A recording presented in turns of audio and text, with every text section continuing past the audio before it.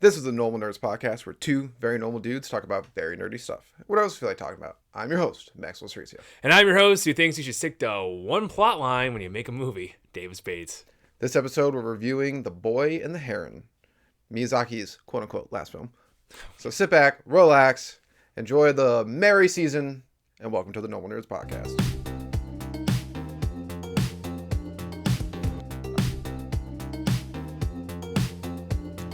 All right, Davis. Yo. We saw The Boy and the Heron. Shockingly enough, In a theater. Shockingly, we're up to date on our movies. Well, look at us. Nerd movies, too. Signature look of superiority. Nerd movies. Yeah, wildly so. It was a spur of the moment thing, and theater near us, so why not? But, I actually didn't hate North Park. No, I didn't either. Well, because I thought I've never sat in the center like that. The seats in the center are updated. The seats in the side are crap. Oh, really? Yeah, I've only ever sat on the side. Oh, I did agree. Like it's one of those movie theaters though. It's kind of funny. It's like everyone kind of sit back. I do agree with Michael. He's like, no, let's go closer. And I'm like, I'm a middle of the back. I'm a middle of the back guy. But I thought about it. I was like, well, and that makes sense at every other theater. Yeah. There, it's like, dude, get as close as you can. This was I saw Demon Slayer there, Mugen Train, and this experience was considerably better. Oh, really? Because I sat on the side when I was at that one, and the sound was all weird and it was terrible. It's also dubbed, which I didn't like. But sitting where we did, that was like perfect. That was like I'd go back to that. Like I'd go back to that. I would have gone like 7 rows closer. Probably, yeah. We could have done that. We could have done that. It's not that big of a screen, so I was like, at one point, no one that's there. I mean, there's a solid theater near us too. Yeah. We can walk to it. You just walk to it. Yeah, it's pretty. Not that we're giving away our location in Buffalo or anything, but it's probably pretty cheap actually too. I don't know. I don't know. I think it's probably cheaper than like a Regal. Our friend treated us. But yeah, because at first I was like, I don't know if you thought this with the opening with like the fire and everything. At first I was like, I can't see anything. Is it too dark? I had no problem seeing things. No, and then as like I think it's like it was like darker and supposed to be confusing. The scenes are supposed to be like. I had no issue with the opening scenes seeing anything at all. No, I could still see, or like darker than the rest of the film. It was night, yes. Yeah, but it was like darker than the other nights. It was. Sure. It was. Sure. I had no problem seeing it, but I was just like. At first, I was like, "Oh, this theater." This is a man who boasts that his eyesight's going every other day, why he turns lights on in every room he walks into. I don't boast that my eyesight's going every day. I'd never say that. No, you do. That's the whole argument. That's when you said when you have to turn on lights everywhere you go. It's like because you think it's your eyesight.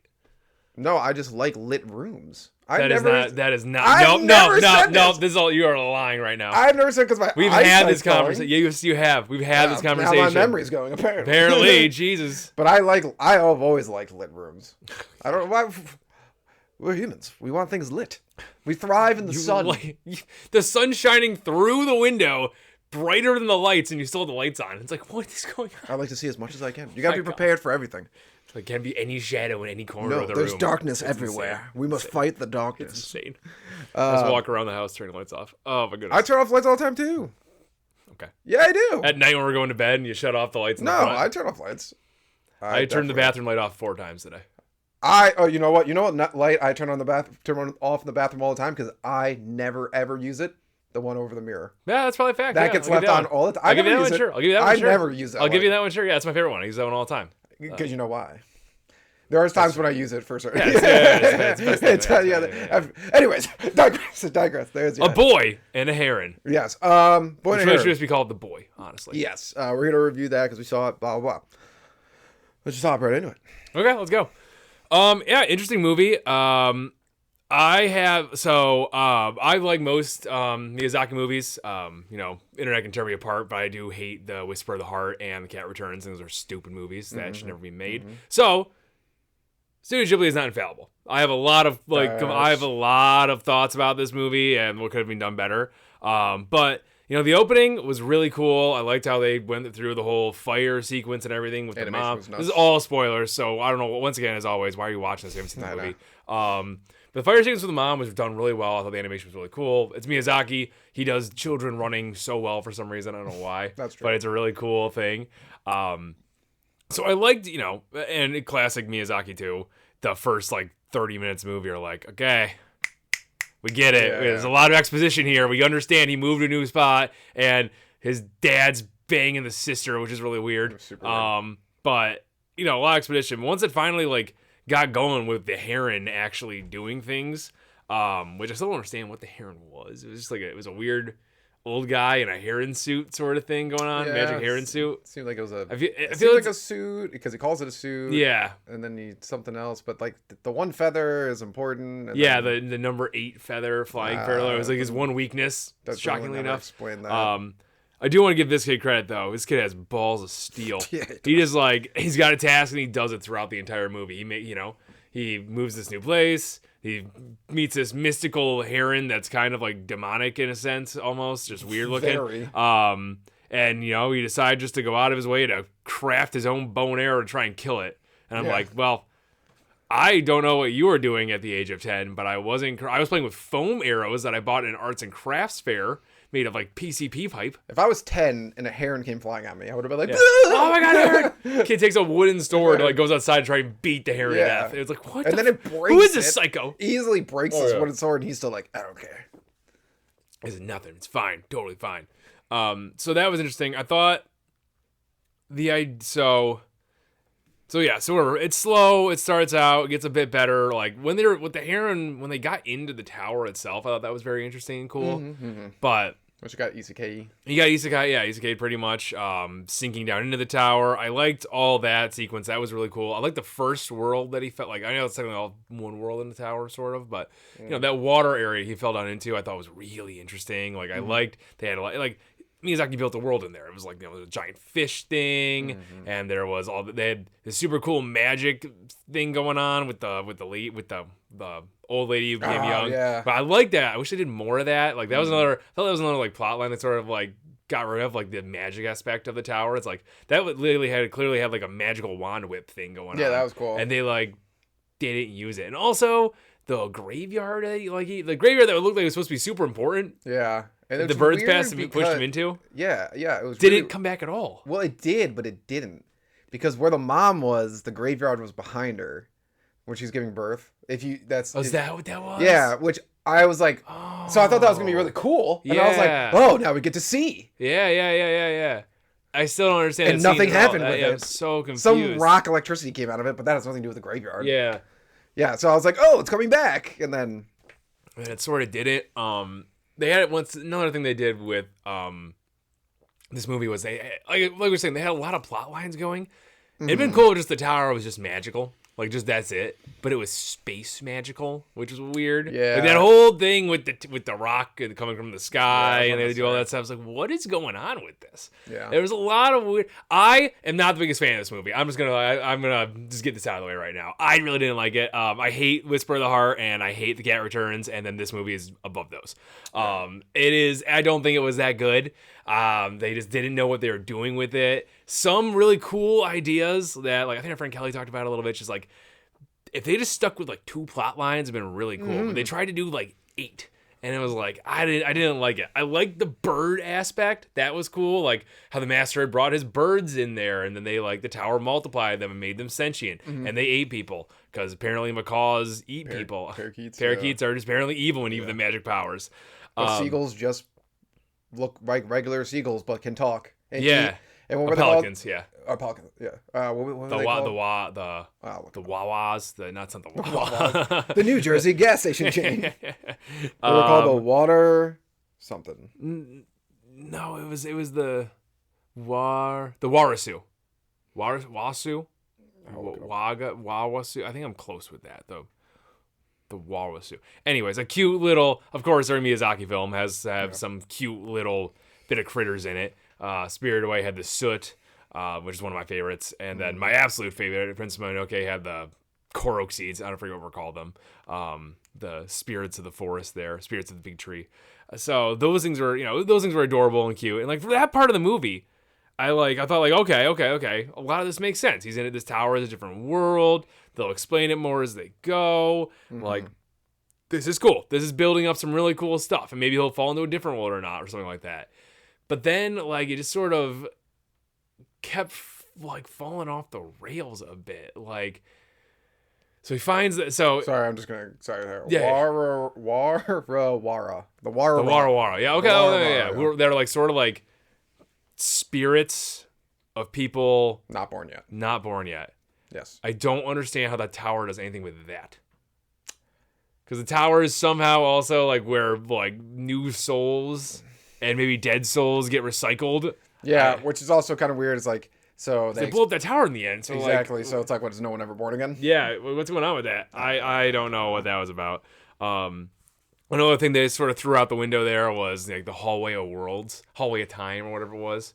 Where they had it was like a cool name. It was a very cool name, but it was like, yeah, okay, it was cool, but like they've seen like each one of those is a different world, or is each one of them just a different time period in the same world? Mm-hmm. I don't understand the magic system going on here. Yeah. Right now. And all the doors have like, I guess it was like they have different numbers, but like they're not organized, which is like, that's one of those things that's like, at first you're like, oh, it's kind of interesting, and then you really think it's like, why? Yeah, why? It's actually not that interesting. It's such an unnecessary thing. I'm sorry, I keep talking about this. I have so many thoughts about this movie, but That's okay. I want you to keep going because I actually did some research on it. So. Oh really? Yeah. So Sick. I'm just gonna let cool. you go, and then cool. I'll do I like that. Okay, cool. Another thing I did really like was the boy and the Heron's actual relationship. Shockingly enough, the Heron was not in this movie enough. Like he was in it for the first half, like the slow part, and then he comes back around, being a terrible guide. Mm-hmm. Comes back around, and this is one scene where he was like his Heron outfit won't work, so he can't fly because the kid put a hole in it. And it's like the person that made the hole has got to fix it. So the kid whittles down a cork for it, and he puts it in, and it works. And then the Heron's like, "Now I'm gonna abandon you, f you, kid." Blah, blah, blah, blah, and like the cork pops out. It's like, fix it again, fix it again, fix it. The kid does it. It's like these idiots. So I thought that was really cool. His parakeet costume was cool too. His parakeet costume. Yeah, that was hilarious. The Heron was a top tier character in this. But I wish they used him more. It was another thing. Like he was barely in it. It's like the boy and the Heron, but not really. Yeah. It kind of became the boy and his flaming dead mother. It's kind of weird because it doesn't like really like one of the things research is like the translation from the title, The Boy and the Heron in Japanese is actually How Do You Live? Huh. Which is the book in the movie. And oh wow. I forgot about that. Which is an old 1928 novel that actually like was very important to Hayao Miyazaki. So it seems like in Japan it's called How Do You Live? ? Okay. And then we just changed it to The Boy and the Heron. What? Which is also another children's book, The Boy and the Blue Heron. Yeah. What? Yeah, I don't know. The actual translation of the Japanese title is How Do You Live? Huh. Interesting. I don't know why we did that. That title might have made a little bit more sense. I mean, it's like the book the kid reads. Yeah, it does. I guess, yeah, but yes. I guess I got to read that book now. Because I don't, what connection, maybe it'll make me understand the movie a little bit better. I mean, I don't know. Maybe there's some things they based it around there. I don't know. I didn't understand this movie. Mm-hmm. I didn't get it. The whole thing with with like the gravestones that create. Okay, so concept there is that the old man, his great uncle or whatever, he discovered the secrets of the mystical space rock, made a contract with it because it's sentient in some way. Yeah. And then his whole idea is that like he's got to stack stones every 3 days in like the shape of his tower, sorta, or in the shape of a tower, in order to keep this whole magical world going. But like the stones are gravestones or made from gravestones, so they have malice in them, and then he found a bunch of stones across the universe that didn't have malice in them, but then the kid didn't want to touch them because then he would put his malice on them. It's like, so are you just saying that no one doesn't have malice and they'll corrupt all the stones, or like I don't understand? Yeah. I watched a video on like someone trying to explain it. I got like halfway through the video. I didn't get to that part yet because the first like half of it was incredibly boring. So I was like, I'll believe that. Yeah. I have no idea what that was about. That like once again, it seems like there was a lot of things trying to be symbolism that just didn't transition well. Yeah. And like maybe I'm getting like the old school English teacher thing where it's just like, well, this means this, and it's like, why? And they're like, because. Yeah. And it's like, the curtains are blue because of depression. It's like, why can't they just be blue? Yeah, it was so, and everything was so, our friends talked about it too. It's like, because they know I hate abstract art. It's like, you probably wouldn't like some of this. You don't like the abstract nonsense things that don't make sense. And it's like, well, yeah, that's, this thing doesn't make sense. Yeah, it does. Like, it would have to have like an actual, like how pretty much all Hayao Miyazaki movies are abstract. They really are. I mean, yeah. They're all these actually, they're surrealist. They're all these surreal things that have these meanings that, like, maybe you don't first initially get, but, like, when the movie ends, you're like, oh, that made sense. Mm-hmm. This thing had things where, like, okay, don't know what that was. Yeah, a new thing, okie dokie. And that's kind of art that, like, we both hate, is the art where someone's like, well, let me explain it to you. And it's like I shouldn't need to. Maybe there's, like, a few things that you might need to explain in a movie that I just might have missed. Yeah. Like, little things. But, like, when you gotta, like, explain large swaths of stuff. Yeah. And they introduce characters at weird points. Like the Pigeon King. The Parakeet King. Parakeet. Macaws. Birds. Birds, they're bad. We know this movie taught us that Miyazaki hates birds. It kind of did. Yeah, kind of, because all the birds were evil. Yeah, even the heron, like, he was an evil heron. He was bad, evil. yeah. So, what they introduced the Parakeet King super late into the movie. Like, super late. Like, you didn't even know what kind of character he was. And then he was like the linchpin of the movie. Like, he's what makes the tower fall in the end. Yeah. So I don't know what that was about. Like, I think that was just poor story writing. I don't know. You're interested in that, like, so late.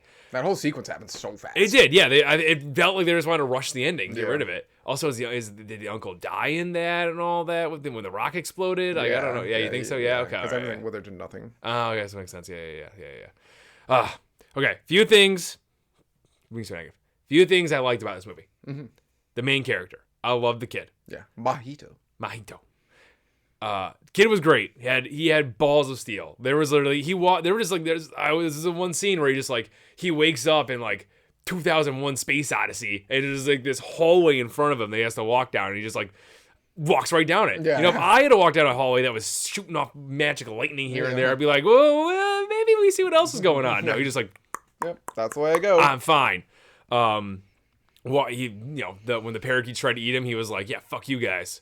If I was about to be eaten by giant bird monsters, I'd be like, let me go. Please let me go. Had no problem with that. He just trudged on. Like, the kid had a task. He was gonna find his aunt mom and then take her out of there. Mm-hmm. And that's what he did. That's what he pretty much got accomplished. Yep. Which I don't know why she wanted to have her kid there. I was super confused with that. She did not want to have her kid there.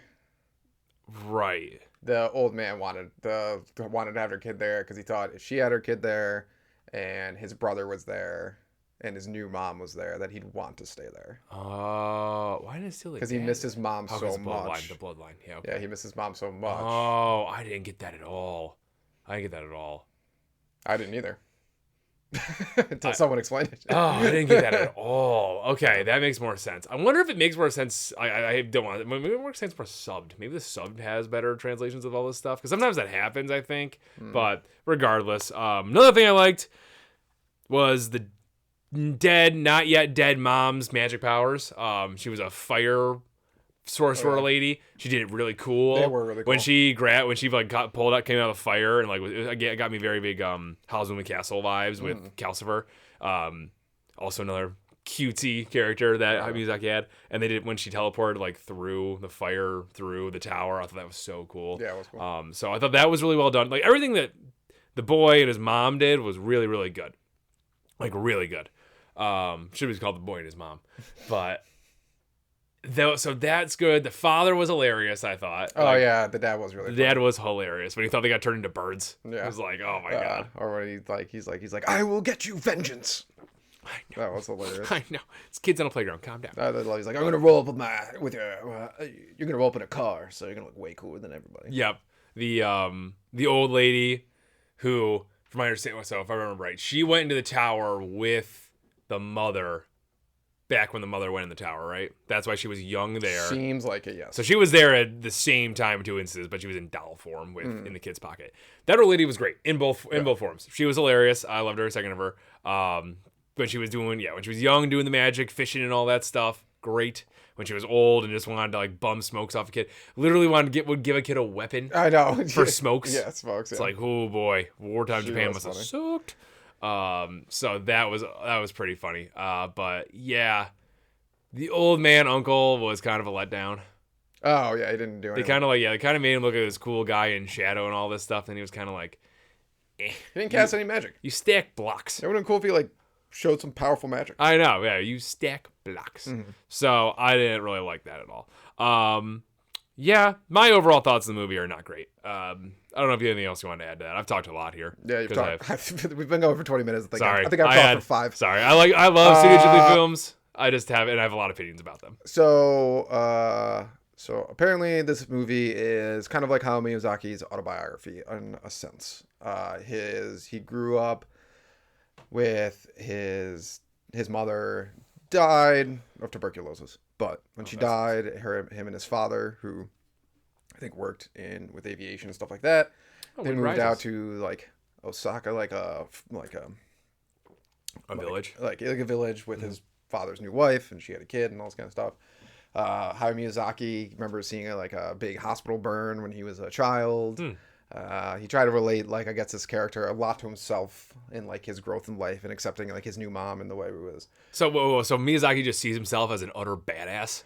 Apparently, what I saw is that Miyazaki saw this character, unlike other characters in the things, that he wasn't as courageous and outgoing and couldn't. And he's definitely not outgoing. He's not. The kid's not had more sociable. problems dealing with his emotions and being courageous and was a shut in. And I was like, this kid is definitely doesn't give a shit about anything. Yeah, anything. Yeah, what? But he did read that book. That was a huge important book in his life and all this kind of stuff. Also, one thing I saw, which one of these things is I'm not a big fan of those kind of things. When an artist wants to give an autobiographical thing about themselves in a weird interpretation that everyone is just immediately supposed to love, because it's Hayao Miyazaki and we get to learn about his life. But it's dude, why don't we just watch a documentary about you learning about your life? Yeah, that'd be kind of cool. Yeah, or do a better job with the explanations and all this. Yeah, or make this movie good. Yeah.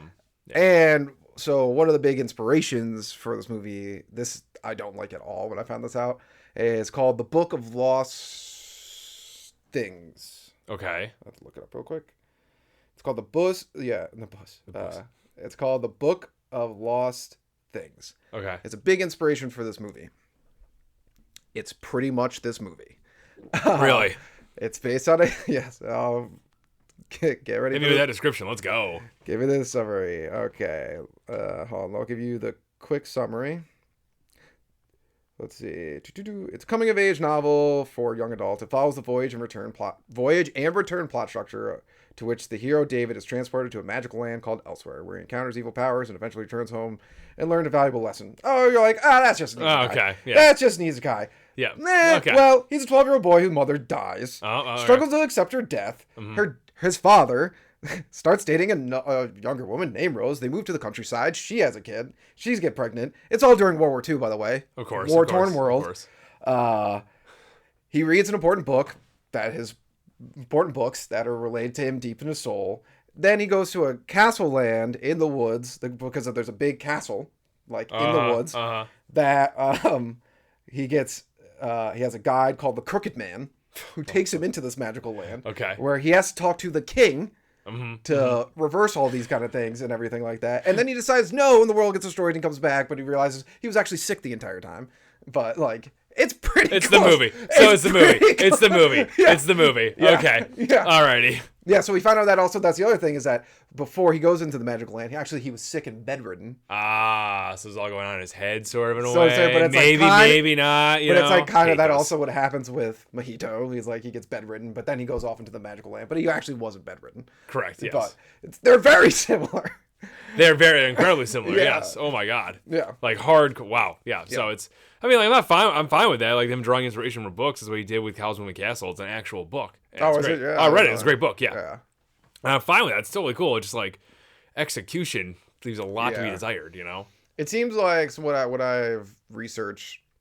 It seems to be an autobiographical, semi-autobiographical film for Hayao Miyazaki. The dude loves airplanes. I did not know this until I watched this. He's obsessed with airplanes. One of his big things. He's got The Wind Rises, Porco Rosso. Yeah. He's got multiple. Yeah, and they're in it.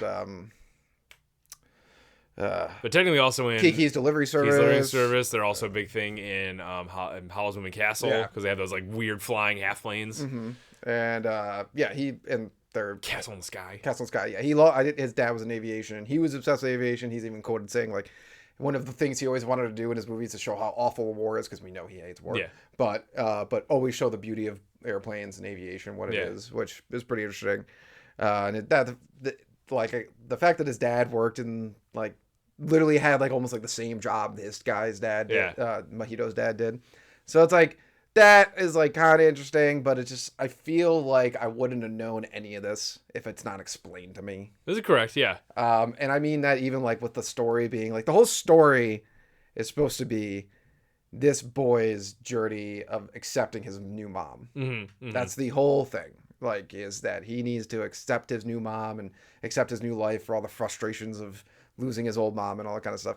But the way it's done is kind of stupid. Yes. Because he just accepts his new mom, cuz. Yeah. He's never actually, like, there's no, like, growth in his character. It's just, like, he just gets thrown into this adventure world, and they're just, like, adventure. And then it's just, That's it. At the end, That's he's like, it. I'll accept her as my mom. Yep. Just to save her. Just to save that. That's all. Yeah. He just wanted to complete his task. Yeah. At the end of the day, like he had no growth at all. The kid was still like, I don't understand. He had no emotional growth out of any of this. He was just like, I'm here. I'm not against infallible characters. I'm totally fine with that. But like, if that's what you're going for, you missed the mark. Big time. I'm not against infallible characters either, but in like they usually have to be fun when they're infallible. Sure. Like I said, I don't know. I didn't hate this kid. I didn't hate the kid. But when you add in all the like context about how he was supposed to overcome all this stuff, and he was supposed to like come to love this new mother who's also his aunt, and all this other stuff, then I think it tarnishes the character. Because I like the kid just because he's just I'm gonna do this. I'm bad. I'm just doing this. I'm badass. Yeah. I'm doing this. But he's like if there's supposed to be like some story there, I missed all of it because it wasn't there. I feel like he is not a great character for the reason of he's kind of like Link from Legend of Zelda. Yeah, exactly. Yeah. Where Link works because you're playing a video game and you put a personality on Link that you think he has. Yes. Like you just like you could probably ask like a few different Zelda fans what's Link's personality, and some of them they might have like disagreements because Link doesn't have one, and you implant it onto him. But I'm watching a movie where the kid talks and does things. It's like you're supposed to show me his personality and what he's about, and I can't implant a personality on a character who has lines and facial expressions and all those kind of things like that. And he didn't really have a personality, which made it so he didn't really have flaws. Right. Like his flaw was like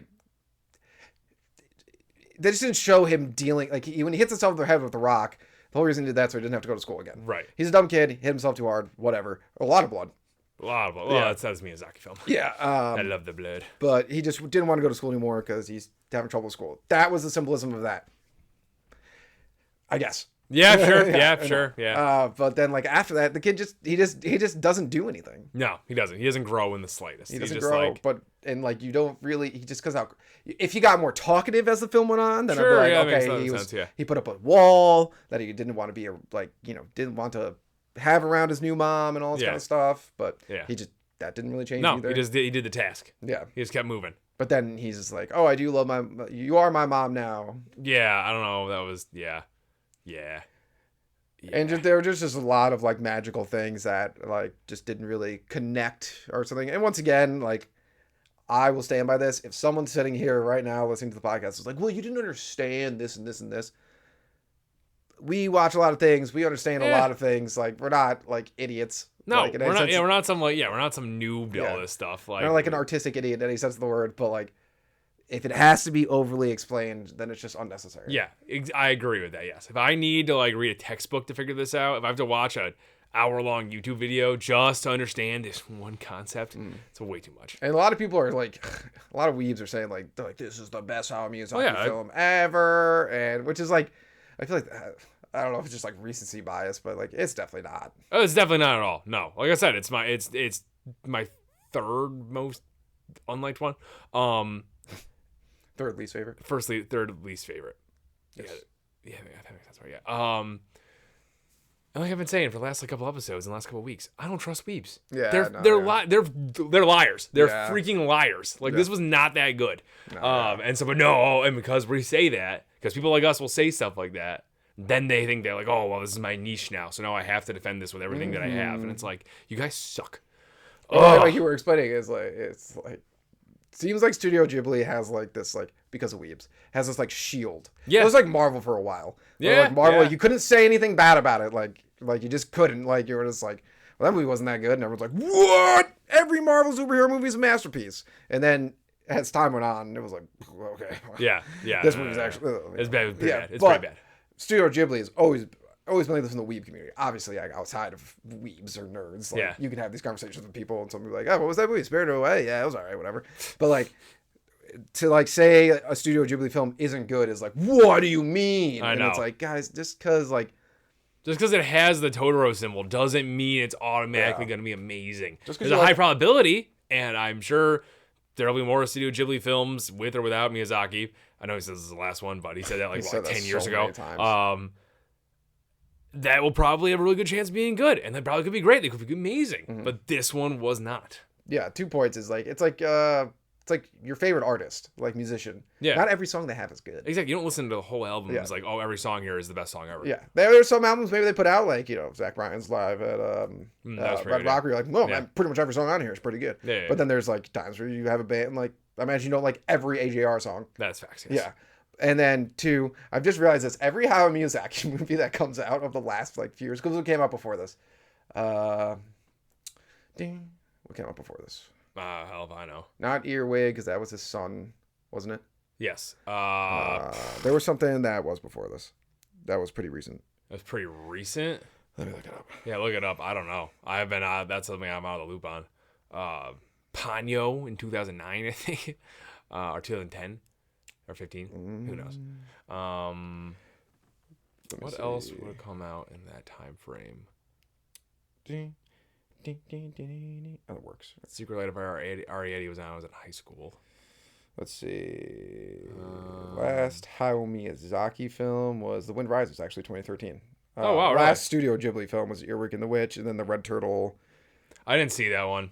When Marini was there, The Tale of Oh, when Princess, Marnie, I did not see when Marnie was there either. the Princess Kaguya. I did not see that one either. I've actually seen that one. Is it good? No? Ugh.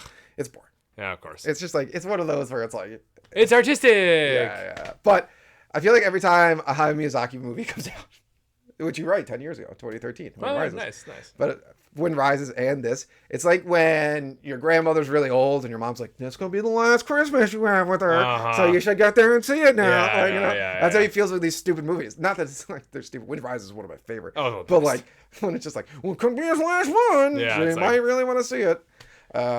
So I don't know. All I know is once again, it's absolutely beautiful. Yes. It That- is a at the very end of the day, it's a gorgeous movie. If I was giving it, if I was rating it out of 10 for artistic value, 10 for visual artistic value. Yeah, sure. Yeah. Not Sure. 10, 9.5. I agree with 9.5. Yeah, 9.5. Because, that's always, But it was very beautiful. Yeah, it was. It was a very beautiful movie. Let's rank it out of 10. 4. I'm never watching that movie again. Art's cool and all that stuff, but I like the plot made no sense. The beginning was so long. And the beginning takes a million years, yes. The beginning didn't take so long. I'd watch it again. I feel like it's the only Studio Ghibli movie I want to watch again So you can understand it. so I can understand it. That's it. And that doesn't mean I'm going to understand it. But like I don't think that's a reason to give it a better review. Fair enough. It's like I want to watch Spirited Away again because it's good. Yeah, Or exactly. Princess Mononoke again because Yeah. it's good. I'll give it I'll give it like a 5.7.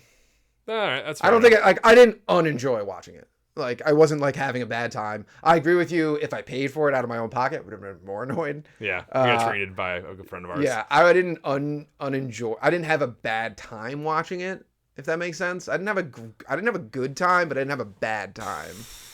So I I can't. guess you're right on that. Sense. Like, I there's, just like It's not like cat. It's not like which we gave like a 6 point something. Which we, I think we were like 5. our scales are all over the place. Yeah, but like it's not Time like- changes. Yeah, it's not like Captain America, whatever, Winter Winter Soldier. Soldier, where like Oh, that that- was just a bad time. That was bad. Like, Yeah. It was a like, bad time it just for wasn't reviews. fun. Or Yeah. like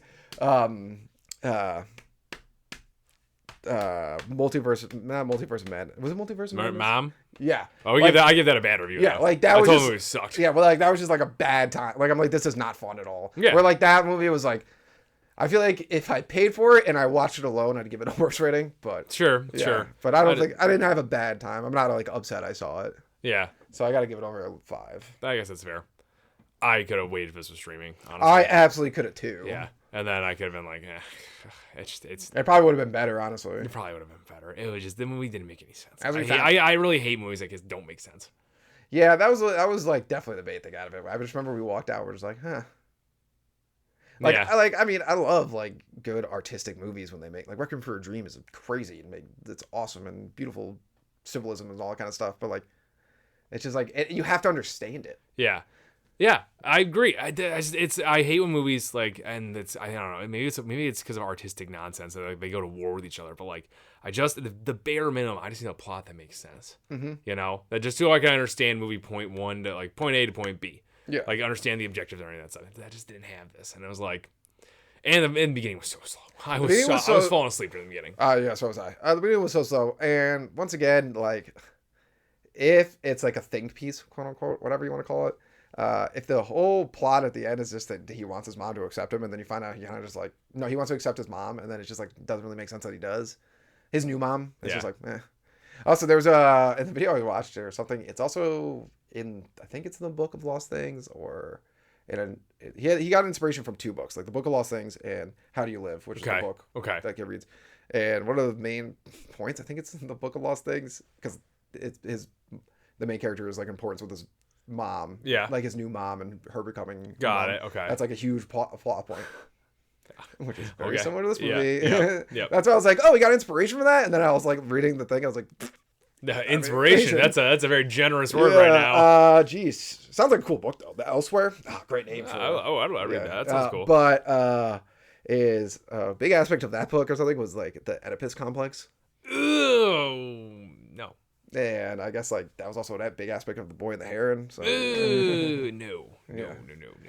Yes. Pass. And I guess also it was very it was very common marrying the wife's sister when she died to keep the bloodline, which that makes no sense. But that's another reason if you think about it. Like that bloodline was such an important thing. Yeah, that makes total sense. It's her granduncle. Yeah. Or her granduncle, his grand. I don't know. It was her great granduncle. So his great. That dude was old as shit. That's all I understand from that. He was old as shit. So because of space rock. Yeah. But so we'll probably get like totally blasted for this, but that's fine. Honestly, I will die on this hill. I'm happy with that. Someone needs to explain to me why they think it's great. Sure. It's one of those things that they need to explain to me why they think it's great. And when they get to the 2-hour mark and they're still trying to explain to you why the beginning was good, then I'll just tell them, it's like, oh, you're obviously wrong with this. Yeah, and like I'm one of those people too. Like I have no problem with exposition. Neither do I. I have no problem with it. I will sit through like a semi-boring thing, but like this was like Miyazaki does this, and call it privilege. The scenery is beautiful. It's 2023, almost 2024.